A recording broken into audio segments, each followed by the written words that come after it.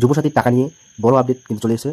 তো যুবসাথী প্রকল্পের টাকা কারা পাচ্ছে, মেসেজ এসেও টাকা ঢোকেনি, এরকম প্রবলেম কিন্তু চলছে এখন।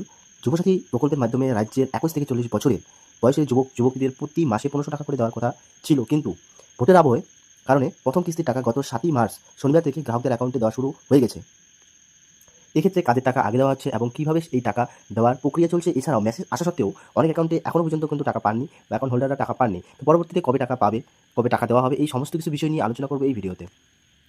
তো ভিডিওটা একদম স্কিপ করবে না, A to Z কথাগুলো শোনো, তাহলে অবশ্যই তোমাদের এই যুবসাথী নিয়ে যে প্রবলেম আছে সেই প্রবলেমটি সলভ হয়ে যাবে। যে সমস্ত যুবক যুবতীরা অনলাইনে বাংলার যুবসাথী প্রকল্পে আবেদন করেছিলেন তাদের ইতিমধ্যেই টাকা ঢোকা শুরু হয়ে গিয়েছে, এটা আমরা সবাই জানি। কারণ তাদের অনলাইনে আবেদন করার ক্ষেত্রে সমস্ত তথ্য পোর্টালে আপলোড ছিল, শুধু মাত্র যাচাই প্রক্রিয়া সম্পন্ন হওয়ার পরেই কিন্তু তাদের অ্যাকাউন্টে টাকা দেওয়া শুরু হয়। কিন্তু অফলাইনে আবেদন টাকা পেতে দেরি হবে।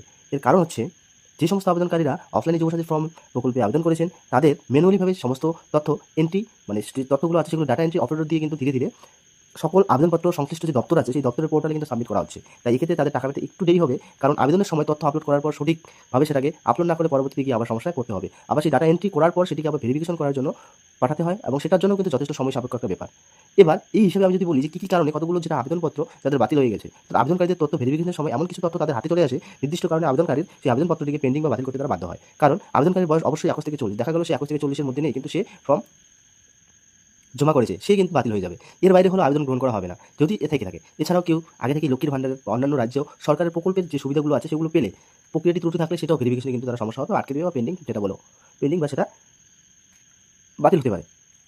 এবার যে সমস্যাটা এখন আমাদের মধ্যে আছে বা সবার মধ্যে আছে, মেসেজ আসা সত্ত্বেও অনেকেরই মেসেজ আসছে কিন্তু মেসেজ আসা সত্ত্বেও কেন টাকা ঢোকেনি। তাহলে তারা প্রশ্ন এটা করতে পারে যে আমাদের তো সবকিছু তাহলে ঠিক আছে, কেন তাহলে মেসেজ আসার পরও আমাদের অ্যাকাউন্টে টাকা আসেনি। আবার অনেকের দেখা গেছে যে মেসেজ আসেনি কিন্তু তাদের অ্যাকাউন্টে টাকা ঢুকে গেছে। এর কারণ কি? যুবসাথী প্রকল্পে আবেদনকারী অনেক যুবক যুবতীদের রেজিস্টার্ড মোবাইল নাম্বারে এবং হোয়াটসঅ্যাপ নাম্বার যেটা আছে সেটাতে কিন্তু একটা মেসেজ চলে গেছে। তোমরা সেটা দেখেছো, আমি স্ক্রিনে তোমরা দেখতেই পারবে, যেটা দেখতে পারবে আমি এখানে দিয়ে দেবো। এই ধরনের মেসেজ কিন্তু সবার মোবাইল নম্বরে বা হোয়াটসঅ্যাপে চলে গেছে। ট্রেজারি থেকে মেসেজ পাওয়া সত্ত্বেও কিন্তু অ্যাকাউন্টে যদি টাকা না ঢোকে সেটারও কিন্তু কিছু না কিছু কারণ থাকতে পারে। তো এর মধ্যে যে সমস্যাগুলো আমি বলবো, অনেক আবেদনকারীর ব্যাংকের সঙ্গে আধার সেন্ডিং অর্থাৎ আধার লিঙ্ক রয়েছে কিন্তু সেই অ্যাকাউন্টটি চালু নেই বা বন্ধ।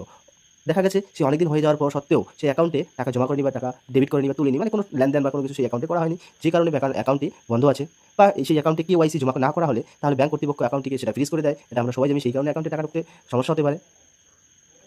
এবার আরেকটা কারণ যেটা আমি তোমাদের বলবো, যে আবেদনপত্রে ইনপুটের সমস্যা, অর্থাৎ আবেদনপত্র যখন জমা করেছিলেন, জমা করার পর তারা তো ডাটা এন্ট্রি ইনপুট করবে, সেখানে যদি অনলাইন বা অফলাইনে আবেদন জমা করার পরে ভেরিফিকেশন হয়ে যাওয়ার পর আবেদনপত্র যখন ট্রেজারিতে পাঠানো হয় তখন সেখানে ম্যানুয়ালভাবে অ্যাকাউন্ট নম্বর ইনপুট করে কিন্তু টাকা পাঠানো হয়। সেক্ষেত্রে অনেক সময় ভুল নম্বরে টাকা পাঠানো হয় বা পাঠানো হয়ে গেলে সেই পেমেন্ট কিন্তু ফেল দেখায় যদি অ্যাকাউন্ট সেখানে বন্ধ থাকে। অর্থাৎ ভুল নম্বর বা তারা এন্ট্রি করতে কোনো একটা ভুল করে সেখানে কিন্তু টাকা চলা যায় না, বা এন্ট্রি করতে তারা বা তোমরা ফর্ম ফিল অফলাইনে যখন করেছো তখন সেক্ষেত্রে ভুল হতে পারে।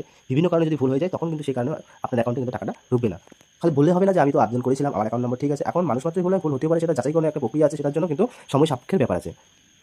মেসেজ সত্ত্বেও যদি তোমার অ্যাকাউন্টে টাকা না ক্রেডিট হয় তাহলে প্রথমে তোমাদের যেটা করতে হবে, ব্যাংকে গিয়ে অ্যাকাউন্টটি ঠিক আছে কিনা সেটিকে চেক করে নিতে হবে, এবং যদি KYC জমা না করা হয় তাহলে সেটা জমা করতে হবে। তাহলে অতি সত্ত্বর আগে গিয়ে তোমরা KYC আগে করে নেবে যদি জমা করা না থাকে।